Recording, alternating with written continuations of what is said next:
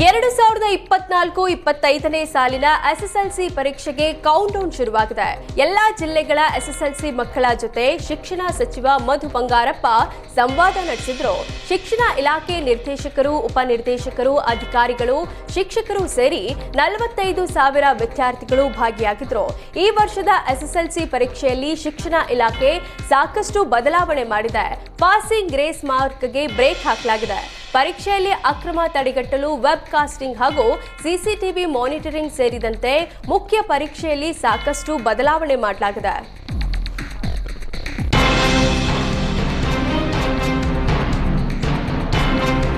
Digital arrest ಮಾಡಿರುವುದಾಗಿ ಬೆದರಿಸಿ ಉಡುಪಿಯ ವ್ಯಕ್ತಿಯೊಬ್ಬರಿಗೆ 89 ಲಕ್ಷ ರೂಪಾಯಿ ವಂಚಿಸಿದ ಆರೋಪಿಯನ್ನ ಧಾರವಾಡದಲ್ಲಿ ಬಂಧಿಸಲಾಗಿದೆ. ಯಾದಗಿರಿ ಜಿಲ್ಲೆಯ ಶಹಾಪುರ್ ನಿವಾಸಿ 24 ವರ್ಷದ ಕಿರಣ್ ಬಂಧಿತ ಆರೋಪಿಯಾಗಿದ್ದಾನೆ.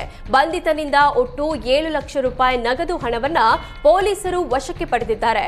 ಉಡುಪಿಯ ಜ್ಯುವೆಲರಿ ಶಾಪ್ ಮಾಲೀಕ ಕನ್ನಾರ್ ಸಂತೋಷ್ ಕುಮಾರ್ಗೆ ಸೆಪ್ಟೆಂಬರ್ 11ರಂದು ಅಪರಿಚಿತರು ಕರೆ ಮಾಡಿ ಅಕ್ರಮ ಜಾಹೀರಾತು ಸಂದೇಶ ಕಳಿಸಿದ್ದಕ್ಕೆ ನಿಮ್ಮ ಮೇಲೆ ಒಟ್ಟು 17 ಪ್ರಕರಣಗಳು ದಾಖಲಾಗಿದೆ, ನಿಮ್ಮನ್ನ ಬಂಧಿಸಲಾಗುತ್ತೆ ಅಂತ ಬೆದರಿಸಿದ್ರು. ಬಳಿಕ ಸಂತೋಷ್ ಕುಮಾರ್ ಬಳಿ 89 ಲಕ್ಷ ಹಣವನ್ನ ತಮ್ಮ ಖಾತೆಗೆ ವರ್ಗಾಯಿಸಿಕೊಂಡಿದ್ರು ಅಂತ ಎಸಗಲಾಗಿದೆ.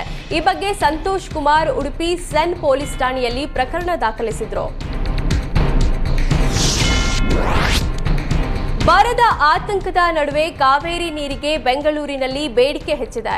2024ರಲ್ಲಿ ಒಂದೇ ವರ್ಷ ಬರೋಬ್ಬರಿ 58,000 ಅರ್ಜಿ ಸಲ್ಲಿಕೆಯಾಗಿದೆ. ಮೇ ತಿಂಗಳ ನಂತರ 86% ಅರ್ಜಿ ಸಲ್ಲಿಕೆಯಾಗಿದೆ. ಬೇಸಿಗೆಯಲ್ಲಿ ನೀರಿನ ಅಭಾವ ಹಿನ್ನೆಲೆ ಕಾವೇರಿ ನೀರಿಗಾಗಿ ಜನರು ಅರ್ಜಿ ಸಲ್ಲಿಸಿದ್ದಾರೆ. ಟ್ಯಾಂಕರ್ ಮಾಫಿಯಾ ಬತ್ತಿದ ಬೋರ್ವೆಲ್ನಿಂದ ಕಾವೇರಿ ನೀರಿನ ಮೊರೆ ಹೋಗಿದ್ದಾರೆ. ಕಳೆದ ವರ್ಷ ಜಲಮಂಡಳಿ 38,000ಕ್ಕೂ ಹೆಚ್ಚು ನೀರಿನ ಸಂಪರ್ಕ ಮಂಜೂರು ಮಾಡಿತ್ತು. ಇದರಿಂದ 887.82 ಕೋಟಿ ರೂಪಾಯಿ ಆದಾಯ ಸಂಪಾದಿಸಿತ್ತು ಜಲಮಂಡಳಿ. ಕಾವೇರಿ 5ನೇ ಹಂತದ ಯೋಜನೆಯಿಂದ 775 MLD ನೀರು ಲಭ್ಯವಾಗಿದ್ದು 2025ರಲ್ಲಿ 1.5 ಲಕ್ಷಕ್ಕೂ ಅಧಿಕ ನೀರಿನ ಸಂಪರ್ಕ ಒದಗಿಸುವ ಗುರಿ ಹೊಂದಿದೆ.